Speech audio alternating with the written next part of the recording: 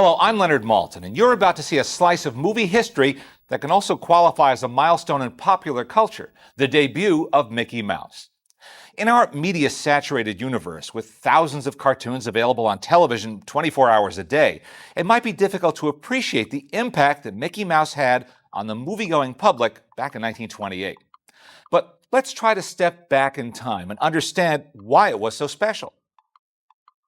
Cartoons have been a regular part of the movie program since the teens. While audiences enjoyed them, they didn't give them much thought. Many popular newspaper comic strips were transferred to the screen, but only a couple of original animated characters achieved real fame: Max Fleischer's Coco the Clown and Pat Sullivan's Felix the Cat.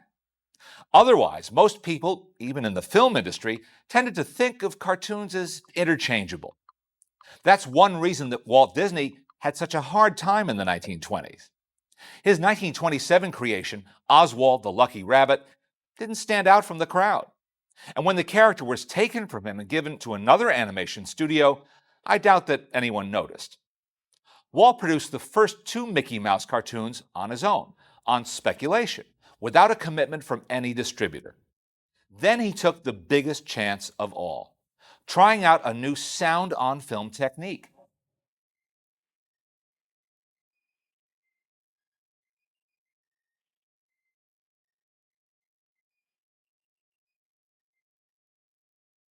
Steamboat Willie was built on the foundation of sound and music.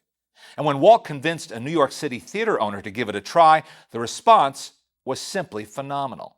Why?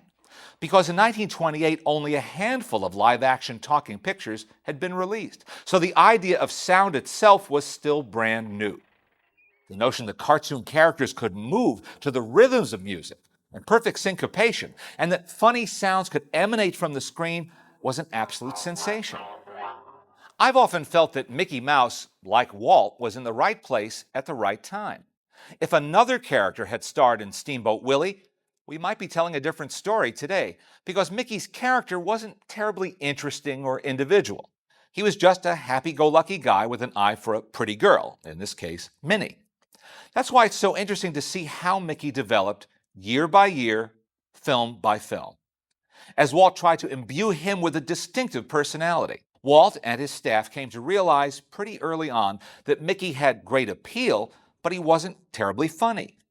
So they surrounded Mickey with a funny supporting cast, including Pluto, Clarabelle Cow, Horace Horsecollar, and the silly fellow who would come to be known as Goofy. And they kept the gags coming thick and fast.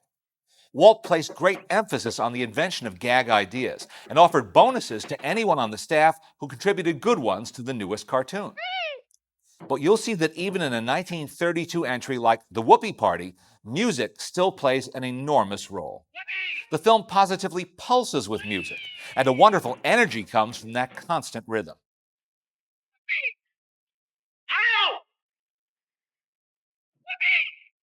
Even inanimate objects come to life in order to sway to the music along with Mickey and Minnie. Some of these cartoons might be considered primitive by today's standards, but they're still a lot of fun to watch after all these years.